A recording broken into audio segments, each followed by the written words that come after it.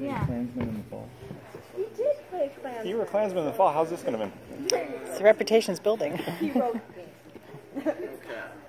All are ready? Audience is ready? Okay. Yes, and would you like to say yes, the of place course. you got at I got regionals? second in regionals. I am of the 11th grade, and such is my grade, and Nathan Hagan is my name. And this piece took first place at the Foley tournament, which is a ginormous tournament in Spokane with many, like 24 schools. Mm-hmm. So, I present Mr. Nathan Hagan. Yeah, okay. Very different from the last piece. The topic to which I would speak today is a difficult one, and one that is likely to crash into your preconceptions with a particular violence, and so fall lifeless and twitching to the ground, not unlike some strange bird upon collision with a window. As I have a vested interest in the continued life and flight of this metaphorical and questionably analogous bird, I would preface this speech with a measure of trepidation.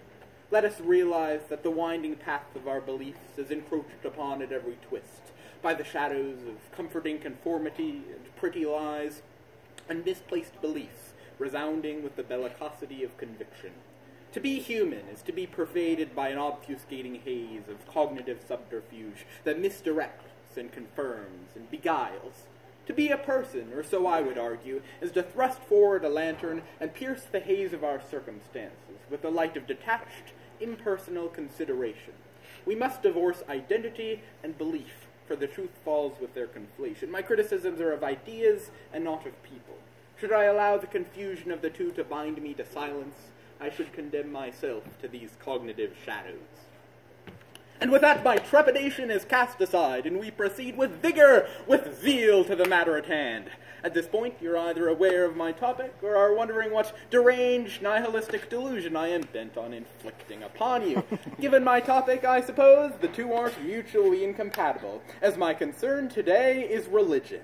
My position is that religion is an insult, an appeal to our basest hungers, and the fullest manifestation of these cognitive shadows, cloaked in ignorance and precipitating a deluge of blood that spans the ages. I really do believe, masked as the subject is by pretended complexity, that the truth is backed by an engine of profound simplicity. First, we'll engage in some theology, looking at religion from a rational perspective. Next, we'll join together in prayer, looking at its ethical implications. Finally, we'll transcend our mortal forms and see why a world untouched by omnipotence should not only be accepted, but desired.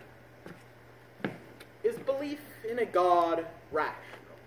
Two incompatible modes of thought swirl around this question, suspending it above the abyss of our collective dismissal. The first one is faith. Despite its infinite promulgation as a value, faith represents nothing more than the resignation of oneself to one's circumstances and to the arbitrary winds of fate. As soon as a Christian acknowledges that if they were born in India in a Hindu society, taught to worship Shiva and Vishnu and Shakti, that they would bear incompatible convictions that parallel their current ones, the subjective character of faith is laid bare. If one circumstantially decided religion is correct, then all others are incorrect, and so circumstance cannot be a basis for truth judgment. As Nietzsche observed, a stroll through the lunatic asylum shows that faith means nothing. With this first thread cut, we turn to the second, the notion that God is a logical inevitability.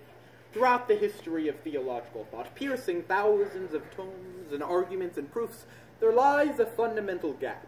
A gap between a detached, impersonal philosophical construct and a God associated with a religion, a God that can answer your prayers, a God that cares about you and loves you, cares about what you wear and what you do and what you eat and who you love.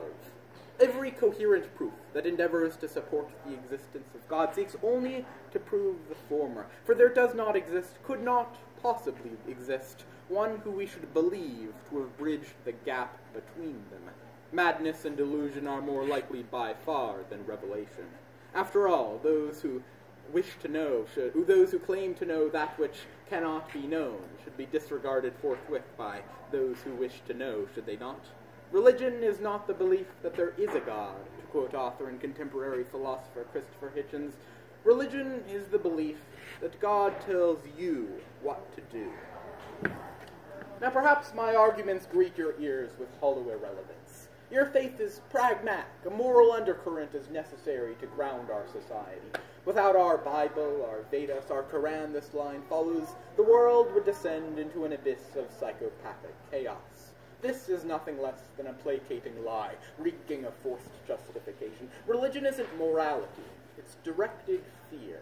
One only need crack open a history book to see that it isn't always directed towards good. Religion is a parasite, herding the masses, shepherding their instincts, contorting their cognitive shadows, into war and to fear, to blind and righteous hate. In the words of our founding father, Thomas Jefferson, upon the dogmas of religion, all mankind, from the beginning of the world to this day, have been fighting, burning, and torturing one another.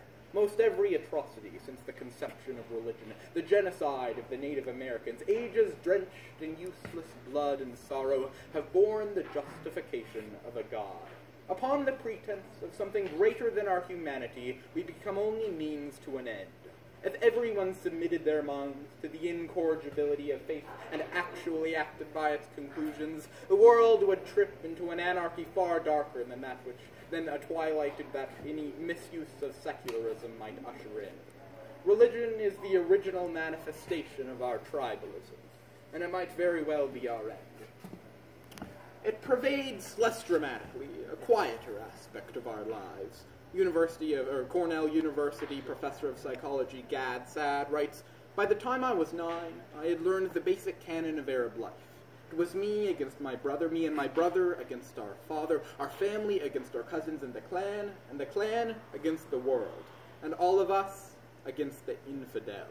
Religious traditions," he writes, "exacerbate our innate proclivity to divide the world into two clearly demarcated camps. Even if it purports to build love and community, it corrodes in an almost acidic fashion its own superficial premises." The shadows of religion are of a deeper shade than any other, be it on the vast scales of wars and genocide, or the particles of shallow intolerance that disease our interactions. The cognitive shadows of religion are of a darker shade than any other, cloaked in bewitching superficialities. I don't remember exactly when I was first exposed to religion. It wasn't expunged from my childhood, nor was it foisted upon me with aggression. As I grew up, I perceived the rightness and the wrongness of things, the harmfulness of cruelty and the value of kindness. I acted by them not out of fear or respect for some great and terrible watchman in the sky surveying every crevice of my being, but because they were right. My soul was not inoculated against wonder, allowed rather to perceive the breadth of my experience, unrestrained by ideological boxes. My default ambivalence towards religion shattered when I became aware that a friend was of the fervent opinion that the earth was 6,000 years old, that the universe was young and the skies were near. Anything that stymied the beauty of what was, I thought, must be corrupt. What, I asked them, is more awe-inspiring? What is more fulfilling, more nourishing to the human soul? Stargazing, looking up at the night sky, thousands of stars, set against strokes of blue on blue, grading into indefinite black. The sky stretching past and then through our comprehension, crystallizing our smallness and our brevity, our confidence and our temerity. What, I ask them, is more awe-inspiring? The notion that 13.7 billion years ago, a mass of gas and particles burst forth in a single and inimitable event, swirling and mixing and coalescing. What, I ask you, is more awe-inspiring? The notion that 4.5 billion years ago, a bag of chemicals twitched and became animate, and through its own dogged tenacity, the universe learned to see itself, and we learned to confront the shadows whirling around our minds and see it, with the idea that maybe 6,000 years ago, a talking snake told someone to bite an apple. In the words of Carl Sagan, life is but a momentary glimpse of the beauty of this universe, and it is sad to see so many dreaming it away on spiritual fancy. Of all that religion has wrought, this snapped its true character into focus with visceral clarity. My friend remained bound to her convictions, but a light turned on for me. If we stand by, if we look on, frozen into numb passivity by the dictates of society, we aid and abet the deconstruction of our very reality. This is an evil. So, we've seen the rationality of religion, and we've seen it crumble. We've seen the chains that dogma binds and rivets upon us, the stacks of corpses cast like tinder into the furnace of superficial comfort by the churning of the ages. We've beheld the degradation, the abasement, the ridicule of reality, woven into the substitution of human myths for the grand and beautiful inhumanity of what is, with immutable austerity. Now, I could ask you all to go forth and sow the seeds of doubt within the faithful, and I'm certainly not going to discourage that. But if I'm being honest with myself, I can say with a fair degree of certainty that I haven't changed any of your minds. A pretentious teenager with a 10-minute speech stacking theatrical simplicities upon themselves hasn't reversed your worldview. But I would return to my preface in something more persistent. To have an open mind, and to consider and to divorce oneself from one's beliefs. To think and to learn and to align oneself with the pursuit of truth, that precious, immutable thing. And that, in my estimation, is more important than any singular difference of ideology. Thank you.